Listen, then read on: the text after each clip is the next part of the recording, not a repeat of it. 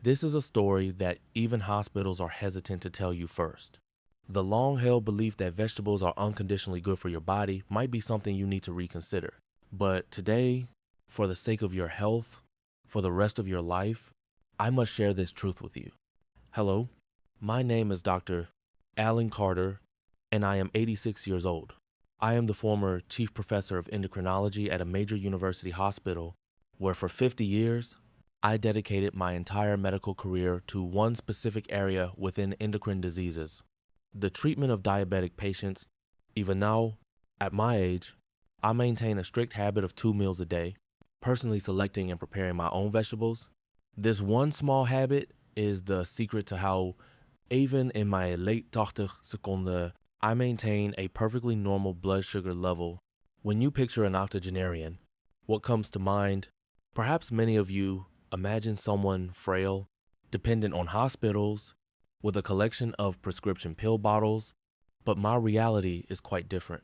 Every morning, I commute to my research lab at the hospital. I spend my days reading the latest medical papers, analyzing the blood glucose graphs of complex patient cases. I have eyes that can read the smallest print without the aid of reading glasses, and hands steady enough to hold a surgical instrument without a tremor. I am convinced, with every fiber of my being, that this is all thanks to knowing the truth about vegetables and eating them correctly. There was a time, earlier in my career, when I was just like any other doctor. I would repeat the same mantra to my diabetic patients day in and day out. Eat more vegetables, eat as many as you want. They're good for you, so don't worry. My patients, trusting my white coat and my credentials, followed my advice diligently. They loaded their plates with what they believed to be the essence of health, and yet something was profoundly, mysteriously wrong. Their blood sugar levels refused to stabilize. Instead of improving, their conditions often stagnated, or worse, their complications became more severe. As a physician, I felt myself sinking into a disconcerting darkness. What was I missing? How could the very food I championed as a cornerstone of health be exacerbating my patient's blood sugar? I will never forget the day Mrs. Eleanor Vance walked into my office. She was 72 years old at the time and had been battling diabetes for well over a decade. She was the model patient, the kind of person every doctor wishes for. She was meticulous about her diet, more so than anyone I had ever met. Her food diary was a testament to her dedication. Every meal was documented, and every meal included a generous portion of steamed vegetables and healthy salads. She was, by all accounts, a textbook example of a compliant patient, and yet she came to me with a post-meal blood glucose reading that casually soared past 220 mgdl. With tears welling in her eyes, she looked at me, her voice trembling with a mixture of fear and frustration. "Doctor," she began, "I don't understand. I am doing everything you told me to do. I eat salads. I eat boiled vegetables. Why is my blood sugar still so high? I just don't know what to do anymore." In the face of her desperate, honest plea, I felt a profound sense of powerlessness. For the first time in my career, the weight of my white coat felt crushing. A seed of doubt, a question about the very foundation of my knowledge, began to sprout in my mind. Have you ever had that experience? The feeling of betrayal when a food you believe to be healthy turns out to be a detriment to your body. Eleanor's cry for help was the catalyst. It was in that moment of shared despair that I was forced to confront an uncomfortable truth. There had to be something within the vegetable kingdom itself, certain vegetables or certain preparations that were actively sabotaging blood sugar control. I took Eleanor's food diary and started from the beginning, analyzing it not just for content, but for context, for patterns I had previously overlooked. As I scanned the pages filled with her neat, hopeful handwriting, I felt like a detective searching for a hidden culprit in a seemingly innocent lineup. Erudit was, on the surface, impeccable. But I was determined to find the true villain behind her blood sugar spikes. And then I found it. 2 items, listed almost daily, eaten with the sincere belief they were aiding her health: boiled carrots and a small glass of pumpkin juice. The moment I saw those 2 items, it was as if a bolt of lightning struck inside my mind. an entire paradigm of my medical understanding shattered. I had been so focused on the general category of vegetable that I had completely overlooked a critical detail that certain vegetables, which seem perfectly healthy, can undergo a radical transformation when cooked in specific ways. Boiled carrots and the concentrated sugars in pumpkin juice, it could have a glycemic index, a measure of how quickly a food raises blood sugar that was higher than white rice, higher even than table sugar. I had been advising Eleanor to eat a healthy diet, but in practice, I had been prescribing her a daily post-meal blood sugar explosion. On that day, for the first time, I felt the immense, terrible weight of my own ignorance, and I cursed the limitations of the advice I had been trained to give. That shocking realization completely altered the trajectory of my 50-year medical career. It became painfully clear that how you eat is just as important, no, perhaps even more important, than what you eat. It was the variable that could determine the fate of a diabetic patient. From that day forward, I dedicated my life to a new kind of research. I spent countless days and nights, long after my official hospital duties were done, poring over food, composition tables, cross-referencing glycemic index data, and diving deep into the cellular mechanisms of how different vegetables interact with the human body. I scoured international nutritional journals, ancient texts on folk medicine, and every possible source of information I could find. It was like assembling an incredibly complex puzzle, piece by painstaking piece. But eventually, after years of relentless work, I found the answer.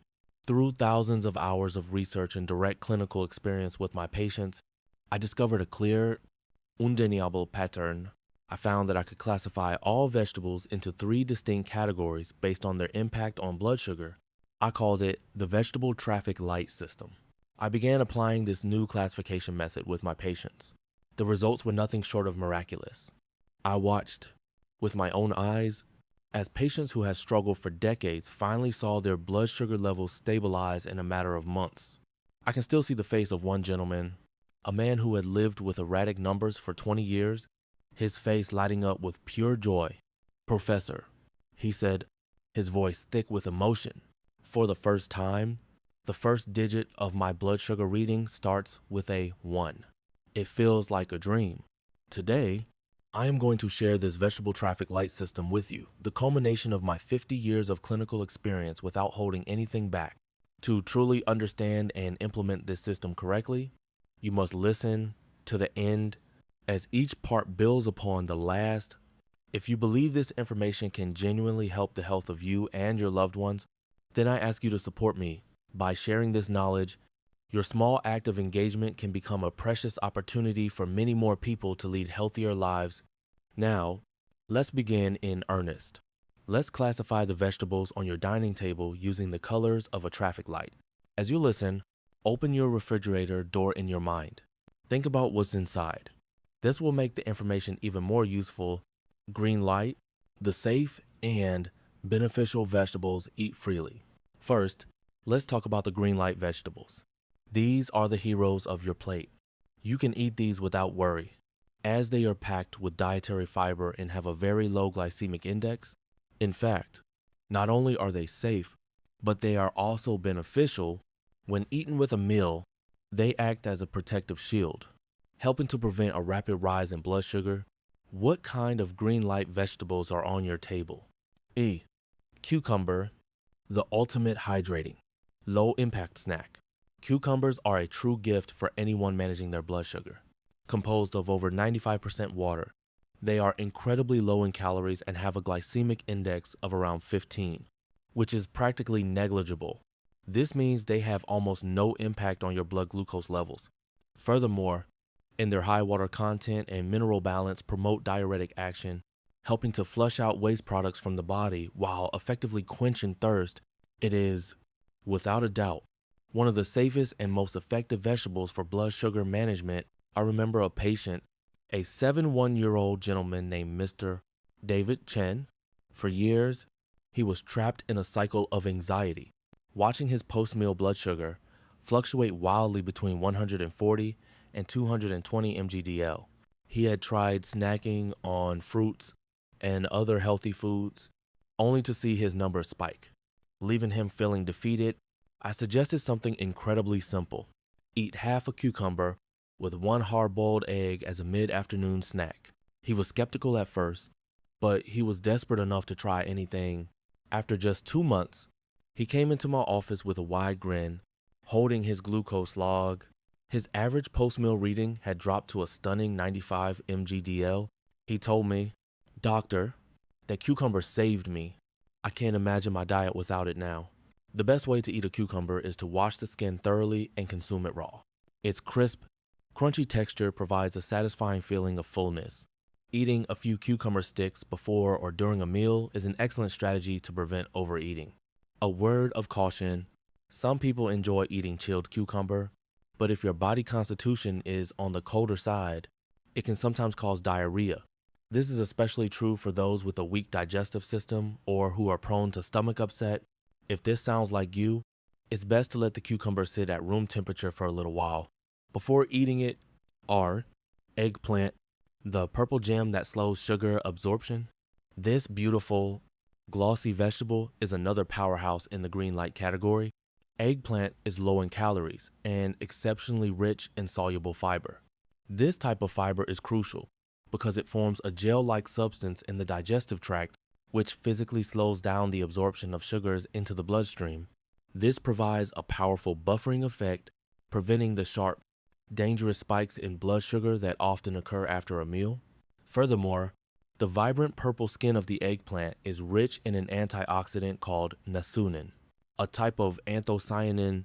These compounds have potent anti-inflammatory effects, protect the health of your blood vessels, and have even been shown to be beneficial for eye health.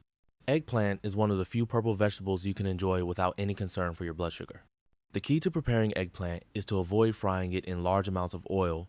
Frying can turn this healthy vegetable into a sponge for unhealthy fats. Instead, the best methods are steaming or roasting. Steam it lightly and toss it in a simple vinaigrette, or slice it. Brush it with a little olive oil and roast it in the oven. This preserves both its wonderful, creamy texture and its blood sugar regulating benefits. A particularly effective trick I recommend to my patients is to top a smaller portion of rice with a generous serving of steamed eggplant. The volume of the eggplant helps you feel full, naturally reducing your carbohydrate intake. Its soft texture is also easy on the digestion, making it an excellent choice for older adults. San bok choy, the vitamin powerhouse for long-term control. Bok choy, a type of Chinese cabbage, is a nutritional giant. It's packed with vitamin C, calcium, potassium, and a host of other essential minerals. Crucially, its abundant dietary fiber plays a vital role in preventing rapid blood sugar spikes. The crisp texture provides a satisfying crunch that contributes to a sense of fullness, which is a great aid in controlling meal portions. Several studies have shown that regular consumption of lightly cooked bok choy can be effective for long-term blood glucose regulation. It's an incredibly versatile vegetable. You can use its sturdy leaves as wraps for lean proteins, or lightly blanch it and add it to a salad. I often advise my patients to try a bibimbap style meal, but instead of a large bed of rice, use a large bed of chopped bok choy as the base. You can also stir fry it with lean chicken breast and konjac noodles for a satisfying, low-carb meal. This approach allows you to feel full and satisfied while minimizing the impact on your blood sugar. For a healthier dressing, instead of a high-sugar gochujang, try a dressing made from crushed nuts and seeds after quickly blanching the bok choy in boiling water. Yellow light. The cautionary vegetables consume in moderation. Next, we move to the yellow light category. These vegetables are undoubtedly rich in nutrients and are certainly good foods. However, for individuals with diabetes, they can be a double-edged sword. Depending on the portion size and the cooking method, they have the potential to raise blood sugar levels quite rapidly. You must pay close attention to these. Ask yourself honestly, have you been eating these vegetables without a second thought, simply because you assumed they were healthy? Sweet potato leaf stems. The leaves are fine, but beware the tupper. The leafy greens and stems of the sweet potato plant are, by themselves, a healthy vegetable. They are rich in fiber and vitamins and do not have a significant impact on blood sugar. The glycemic index of the stems is quite low, unlike their tuberous counterpart. The problem, however, arises from association. When people cook sweet potato stems, they often include parts of the sweet potato root itself for flavor and texture. The sweet potato root is a dense block of carbohydrates with a very high glycemic index, so while a dish made exclusively of the stems is generally fine, if it contains even small pieces of the actual sweet potato, or if it's cooked in a stew with the tuber, it can cause a sharp increase in blood glucose. When you eat the leaves and stems, be mindful to separate them completely from the root. A good way to prepare them is in a stir fry or soup using perilla powder or other savory, non-starchy ingredients. For flavor, the chewy texture makes them a satisfying side dish. But for those who need to manage their blood sugar, wisdom in portion control and preparation is essential. R. Broccoli, un antioxidant king, but frying is a foe. Broccoli is often hailed as the king of vegetables, and for good reason. It is loaded with vitamin C and a powerful antioxidant compound called sulforaphane, which is excellent for reducing inflammation and boosting the immune system. It's a true superfood. However, the way it is prepared can change its effect on your body. When broccoli is fried or cooked in a lot of oil, its absorption rate increases, which can paradoxically lead to a higher glycemic response.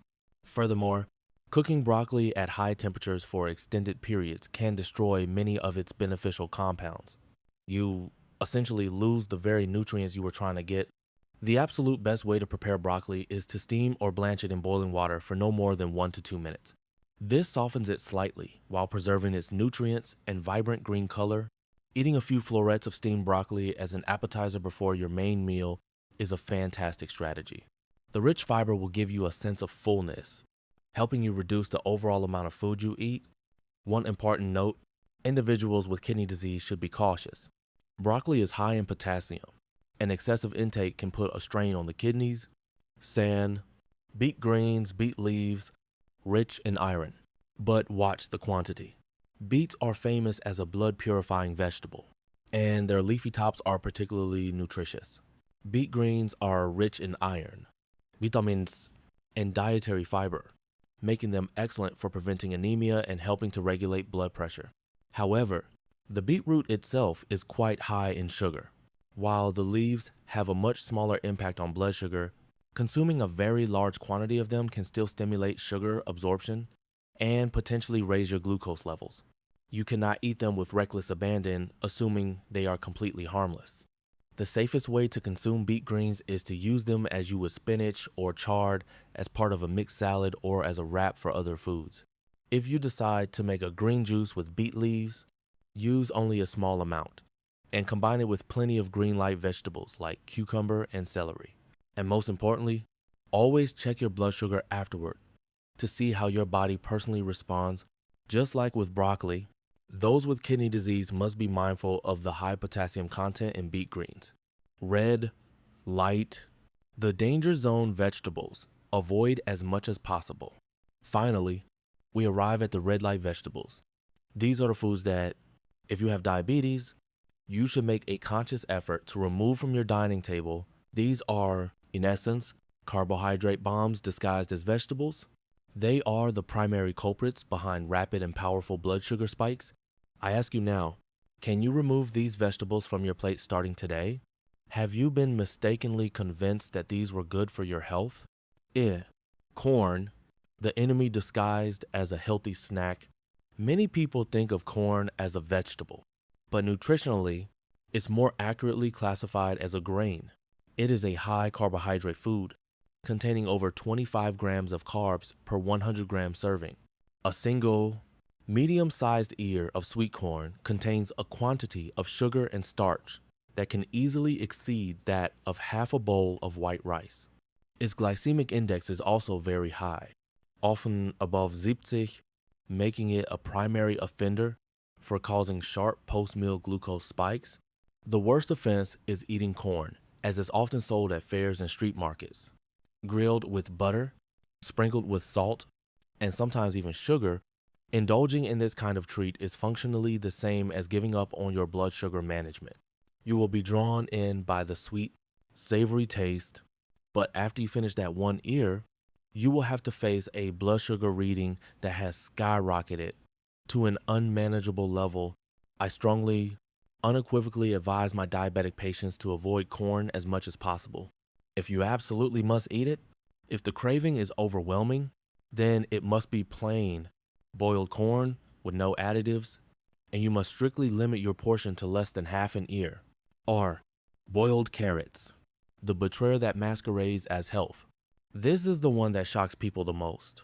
Raw carrots are a perfectly fine green light vegetable. Their glycemic index is low, around 20, and they are full of nutrients.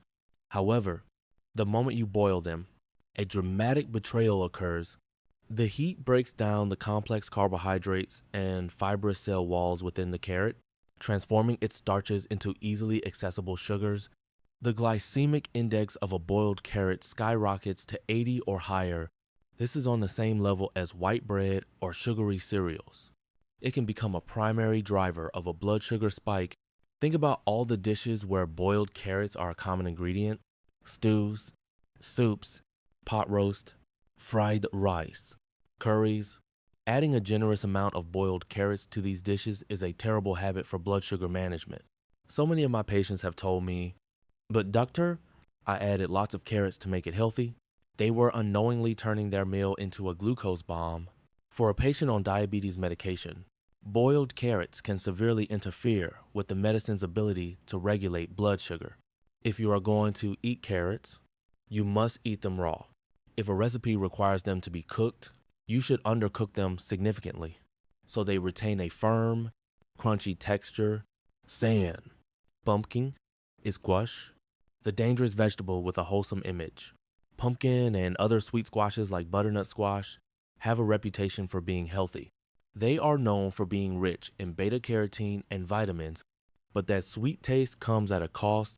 They are very high in both sugar and starch, and their glycemic index is also dangerously high. When you cook pumpkin until it is soft and mash it to make pumpkin soup, pea filling, or a side dish of mashed squash, you destroy its fibrous structure. This makes its sugars incredibly easy to absorb, causing your blood sugar to rise almost vertically. For any patient with diabetes, pumpkin juice is something that must be avoided at all costs. It's like drinking pure sugar. I had a patient once, a kind woman who thought she was making a healthy choice by eating a bowl of pumpkin porridge for breakfast every morning. One day, her post-meal blood sugar shot up to nearly 300 milligram DL, and she had to be rushed to the emergency room. That healthy porridge was the cause. If you truly love pumpkin and cannot imagine life without it, then you must be incredibly strict. Cook it with the skin on, as the skin contains fiber, preferably by steaming. Then, at mealtime, you may have one or two small pieces as a replacement for rice or potatoes. Not in addition to them. It must be treated as a starch, not a vegetable. Never, ever treat it as a light snack you can eat freely just because it's sweet. The momentary satisfaction that pumpkin provides can wreck your blood sugar for hours. Please, remember that a new way of seeing your plate. We have now covered the vegetable traffic light system in detail. I know this was a lot of information, but for the sake of your health, I want you to take a moment and let this sink in. Let's cement this knowledge in your mind. First, remember the green light vegetables, our body's staunchest allies, and the shields for our blood sugar. The abundant water in cucumber has almost no effect on glucose. The soluble fiber in eggplant helps regulate sugar absorption. The vitamins and minerals in bok choy nourish our bodies from the inside out. These 3 vegetables should be on your table every day. They should be the friends you greet first, even before you scoop rice onto your plate. Next, do not forget the yellow light vegetables, which require our wisdom and caution. The leaves of the sweet potato are fine, but you must be wary of any combination with the starchy root. Broccoli is an antioxidant champion, but its benefits are compromised by oil and overcooking. Beet greens are rich in iron. but excessive consumption can stimulate sugar uptake. Remember that these yellow light vegetables can be either medicine or poison, depending entirely on how and how much you eat them. Finally, we have the red light vegetables, which you must resolutely keep at a distance. I will say it plainly, for a person with diabetes, corn is not a snack. It is a block of high-density carbohydrates. A boiled carrot is a blood sugar bomb wearing the mask of a healthy vegetable, and pumpkin, with its wholesome packaging, can in reality be a primary cause of inflammation in our blood vessels. I understand perfectly well how difficult it is to give up foods you have loved your entire life. But from this day forward, I implore you to internalize this fact: even vegetables must be chosen with care. My purpose today was not to frighten you, not to claim that vegetables are unconditionally bad, or to demand that you never eat a certain vegetable again for the rest of your life. My message is this: we must get to know the food we eat every day. We must learn to eat intelligently in a way that is tailored to our own body's condition. So, I ask you, what vegetables will you choose for your dinner tonight? From now on, when you are at the grocery store, when you are in your kitchen preparing a meal, and when you sit down at your table, I want you to take just 3 seconds. In those 3 seconds, picture this traffic light, classify the color, adjust the quantity, change the cooking method. This one small habit, this 3-second pause, can determine your health 10, 20 years from now. It doesn't matter if you are 60, t-shirt, or 80 years old. It is never too late. Our bodies respond most honestly to what we choose to fuel them with. How about starting your day tomorrow with a single cucumber? How about reducing the amount of white rice you normally eat by half and filling that empty space on your plate with crunchy cucumber sticks or tender steamed eggplant? This one small, practical step will be the beginning of a new chapter. It will be the first step in stabilizing your fluctuating blood sugar and breathing new life and vitality into your body. Once you have mastered this system of choosing the right vegetables, the next step on your journey to optimal health is to learn about the best food combinations. Understanding how to pair these green light vegetables with other foods can amplify their benefits by 200%, creating powerful synergies that lower blood sugar even more effectively. This is a crucial topic that builds directly on what we have discussed today. I sincerely cheer for your healthy life, for all your years to come. Thank you, from the bottom of my heart, for your time and attention.